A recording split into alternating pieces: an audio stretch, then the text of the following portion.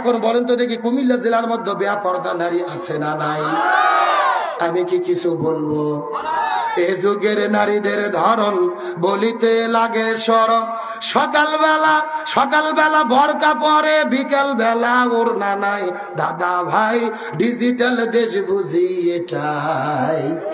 এ কথা কোন না গা? সকালে এমন ভাবে বোরকা পরেছেন আর কোনো বুদ্ধি, আর বিকেলে বোরকা তো দূরের কথা, শরীরে ওড়না পর্যন্ত খুঁজে পাওয়া যায় না। আর ওনা যদি আমার দিকে তাকান এরকম হাতের মধ্যে নিয়ে শুধু এরকম দড়ির মতো পেঁচাই একেবারে পেঁচে পেঁচে সাপের মতো চেকন করে গলার মধ্যে দিয়ে পেছন দিক দিয়ে ফেলে দেয়। আছে না নাই? আচ্ছা বলেন তো পেছনে ঢাকার কি কিছু আছে? এগুলো পর্দা না বাটপারি? আরে নারী হলো ঘরের শোভা, স্বামীর সেবা করে।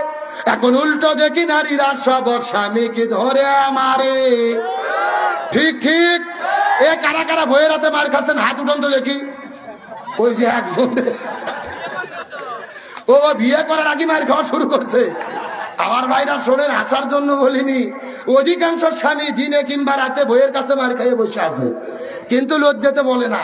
কিন্তু আমাদের দেশে যেরকম স্বামীকে মারা বউ আছে, একই রকম বউকে মারা স্বামী আছে না নাই? এমনও স্বামী আছে বউ গরুর মতো পিঠে। বলেন কিসের মতো? হাতের মধ্যে একটা লাঠিনে ভোগ মারা শুরু করছে, বলছে তুই আব্বা না বলা পর্যন্ত তোর মার বন্ধ হবে না। বউ মার সহ্য করতে না পারে বলছে আব্বা। পরের দিন ওই শয়তান হুজুরের ফোন দিয়ে বলতেছে হুজুর বউ তো আব্বা বলছে, ফতুয়া কি? আমি বললাম ফতুয়া পরে আগে তোর বাটাম ফাটাতে হবে। এ কথা কর না কে? বলেন তো ভোগ কি মারা যাবে? কে বলে মারা যাবে না? বউকে কখন কখন মারা যাবে আমি কি বলবো? আমার দিকে তাকান। বউ যদি শরীয়ত বিরোধী কাজ করে, ইসলাম বিরোধী কাজ করে, জিনা ব্যভিচার করে, তখন বউকে মারা যাবে। এখন মারবেন কই কই? আমার দিকে তাকান। মাথা বাপ, মুখ বাপ, পেট বাপ, পিঠ বাপ, কোমর বাপ, মাজা বাপ, হাঁটুর থেকে শুরু করে নিচ পর্যন্ত। কথাটা বুঝেছেন? আর যেই ভেদ দিয়ে পারবেন এই ভেদের পরিমাপ হবে এক দিকের অর্ধেক, মানে হলো এক মুষ্টি। এই ওয়াজ আমি গত বছর গাইবান্ধা জেলাতে করেছি। একটা যুবক লাভ দিয়ে উঠে বলতেছে হুজুর এক মুষ্টি ধরবো কি আর মারবো কি?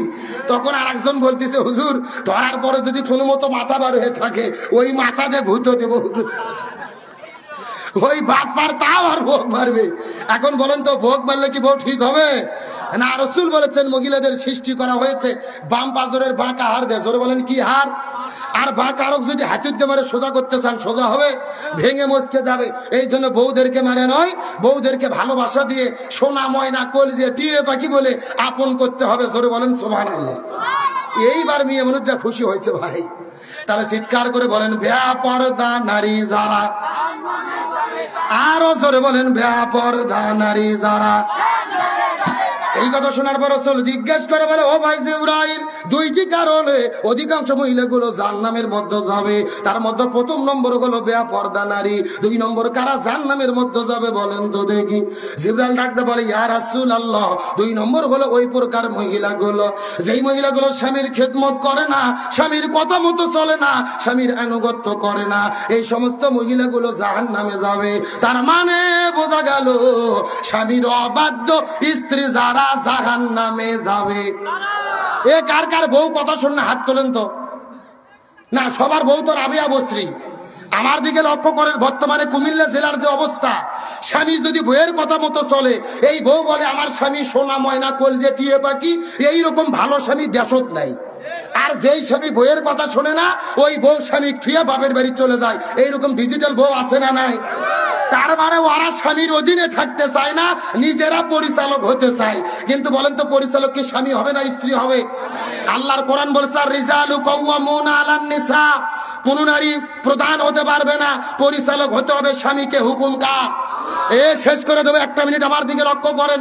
এই যে এক মাস আগে আমেরিকাতে নির্বাচন হলো, আধা পাগলা ডোনাল্ড ট্রাম্প হলো প্রেসিডেন্ট।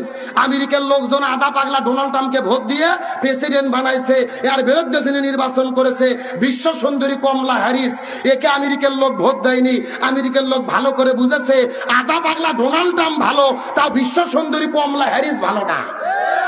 আমেরিকার লোক বুঝলো রে। আর আমরা বাংলাদেশের 90% লোক বুঝলাম না। মুসলমান 54 বছর পার হয়ে গেল, ঘুরিয়ে ফিরে ক্ষমতাটা নারীর হাতে তুলে দিলাম। এ কথা কোন?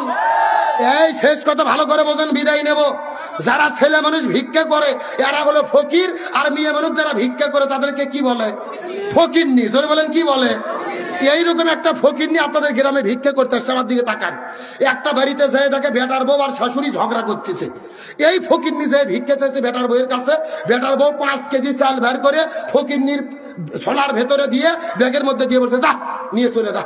ফকিরনি 5 কেজি চাল নিয়ে পুরো গ্রাম ঘুরতেছে আর বলতেছে, শাশুড়ি বেটার বউয়ের কি হলো, আমাকে 5 কেজি চাল দিল। পুরো গ্রাম ঘুরতি তার সবার কাছে বলতিছে।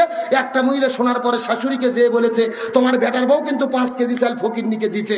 ও মাথা গরম দৌড়ে আসে ফকিরনির চালের ব্যাগ কারে নিয়ে ঘরের মধ্যে ঢুকে সব ব্যাগের চাল ডাবরের মধ্যে তার পাতিলের মধ্যে ঢেলে নিছে। 5 কেজি দিয়েছিল বেটার বউ, সেটাও নেছে। আরো 5 কেজি পুরো লাকসাম সকাল থেকে ঘুরিয়ে পাইছিল, ওই 5 কেজি উঠেছে। তাহলে যেই ফকিরনি ঝোলার চাউল রক্ষা করতে পারে না, ওই ফকিরনি কি দেশ রক্ষা করতে পারবে? গত 16 বছরে করছেও তাই, দেশটা রক্ষা করতে পারেনি। পুরো বাংলাদেশটা নরেন্দ্র মোদীর হাতে তুলে দিয়েছে। সুতরাং আজকের প্রোগ্রাম থেকে ঘোষণা করি, আগামী নির্বাচনে আর কোন মহিলাকে আমরা প্রধানমন্ত্রী দেখতে চাই না। পুরুষ প্রধানমন্ত্রী কারা কারা দেখতে চান, দুটি হাত আল্লাহকে তুলে দেখান।